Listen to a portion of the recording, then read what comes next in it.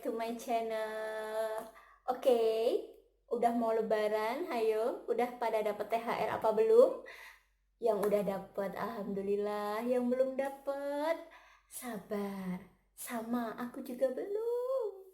Jadi di video kali ini aku mau membahas nih tentang THR di masa pandemi kayak gini. Jadi guys, untuk peraturan perundang-undangan yang membahas tentang tunjangan hari raya keagamaan itu sudah diatur di Permenaker Republik Indonesia nomor 6 tahun 2016 tentang tunjangan hari raya keagamaan bagi pekerja atau buruh di perusahaan. Guys, untuk Permenaker tentang tunjangan hari raya keagamaan itu isinya mengatur siapa aja sih yang mendapatkan tunjangan hari raya, kemudian seberapa dapatnya, metodenya bagaimana. Lah itu di Permenaker tentang tunjangan hari raya keagamaan itu sudah dijelaskan aja sih yang berhak untuk mendapatkan tunjang hari raya keagamaan. Jadi yang berhak mendapatkan itu adalah pekerja atau buruh yang sudah bekerja selama 1 bulan secara terus-menerus atau lebih. Terus proporsi pendapatan tunjangan hari raya itu gimana sih cara ngitungnya? Itu cara ngitungnya adalah yang pertama nih ya, untuk pekerja atau buruh yang bekerja di atas 1 bulan tapi kurang dari 1 tahun itu menggunakan rumus masa kerja dibagi 12 dikali upah selama 1 bulan. Nah, kalau untuk kalian-kalian nih guys yang udah bekerja selama 1 tahun atau lebih, itu nanti pasti akan mendapatkan full 1 kali upah sebulan kalian kayak gitu. Terus pertanyaannya adalah di masa pandemi kayak gini tuh banyak perusahaan yang memang berkeberatan untuk membayarkan tunjangan hari raya kepada karyawannya karena ya memang kondisi ekonomi yang sulit, kemudian usaha yang tidak berjalan normal seperti sedia kala kayak gitu ya guys ya. Jadi pasti banyak faktor lah yang mempengaruhi perusahaan uh, belum atau tidak bisa membayarkan THR-nya kepada karyawan. Jangan khawatir guys, karena di masa pandemi ini walaupun memang ekonomi yang sulit, kemudian bisnis yang baru tidak baik di semua perusahaan-perusahaan kayak gitu,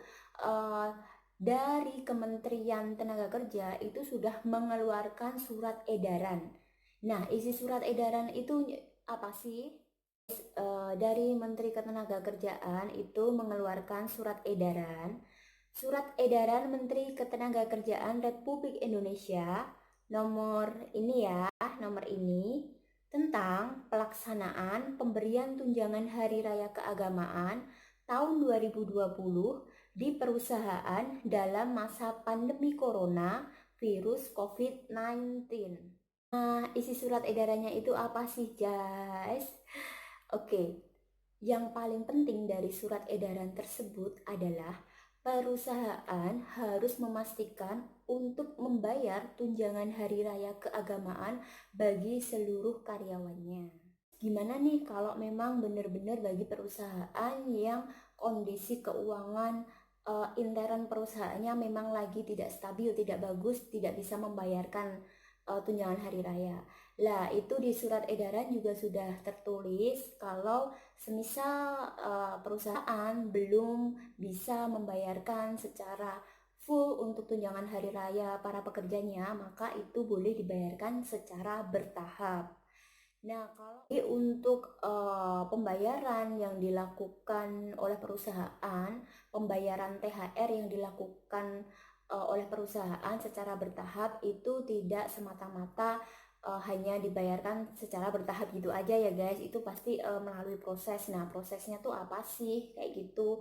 Prosesnya itu nanti perusahaan harus berdialog dengan perwakilan karyawannya kayak gitu, atau mungkin kalau memang di perusahaan itu sudah ada serikat pekerjanya atau sudah ada bipartitnya, nanti itu juga bisa dimusyawarahkan. Nah, jadi intinya untuk metode atau pembayaran bertahap itu harus ada kesepakatan antara kita sebagai pekerja dan juga perusahaan kayak gitu.